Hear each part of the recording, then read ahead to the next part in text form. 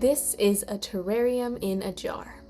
It has its own plants, water cycle, and tiny inhabitants who call it home, and it doesn't require any maintenance. Today, we'll show you how to build one. Welcome back to the channel. Normally, we're building much larger vivariums and aquariums, but today we're going to be showing you guys one of the smallest and easiest builds that you can do at home. This is a living, self-sustaining terrarium in a jar. Here's one we made a few weeks ago. Today, we'll make another one. Here are all the materials that you'll need. A glass jar, some hardscape like rocks and sticks, plants and moss, and some aqua soil. Like always, we linked all our materials down below in case you want to follow along. First off, the glass jar. You can use any size and shape. We got this one for around $6 from Home Goods. It came with a wooden lid, but we're going to swap it out for a glass one later. The first thing we do is remove all the stickers. Sometimes this can be kind of difficult, so we go in and scrub with a paper towel soaked with nail polish remover. This also gets any leftover gunk from the glue off and leaves the glass crystal clear. With that done, we can add in the soil. We like to use something called aqua soil. Aqua soil is made to be used underwater in freshwater aquariums. It contains all the nutrients that you need for plant growth, but unlike potting soil, it won't rot, go bad, or release any toxic chemicals in the water. We highly recommend aqua soil for these terrariums. Without it, you would need to make a drainage layer beneath your potting soil, which can be very annoying, especially in a small terrarium. We added a nice bottom layer of aqua soil, about 2 inches deep, and then tilted it so it was sloped towards the back of the terrarium. Next, we can add stone to our scape. We're using some dragon stone we had left over from other builds. We're probably going to stick with dragon stone in this jar, but you can use any rocks or sticks you find outside. Now we can add more aqua soil behind the stone to get the back even higher. We can use an old paintbrush to move the aqua soil where we want it. In a small jar like this one, we need to slope our scape upwards to make it look larger and add depth.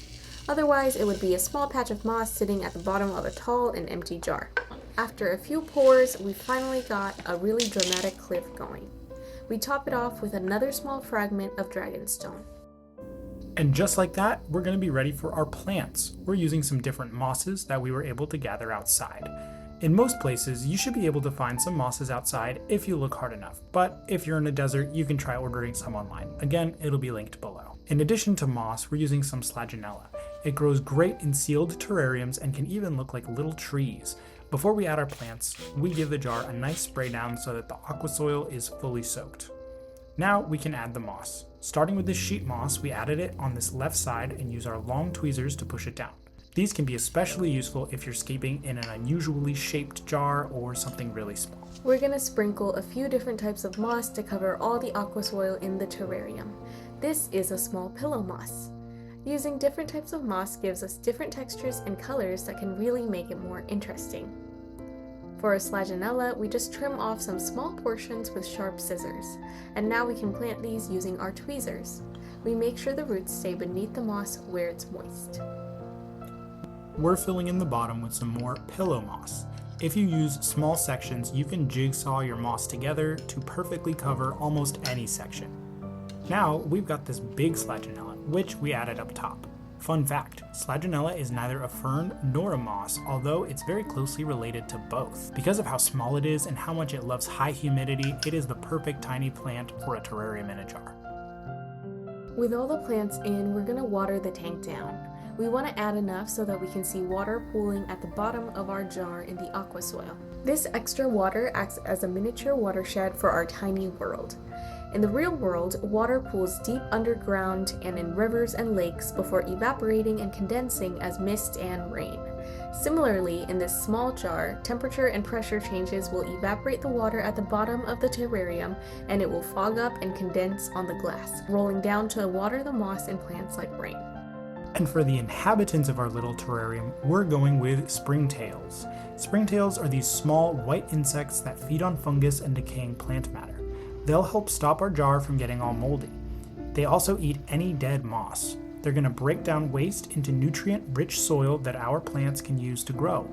And they'll breathe in oxygen produced by the plants and produce CO2, which the plants can uptake and turn back into oxygen. They can be found in basically any soil, so we probably already have some that hitchhiked in on the wild moss, but just to be safe, we're going to add some from our culture.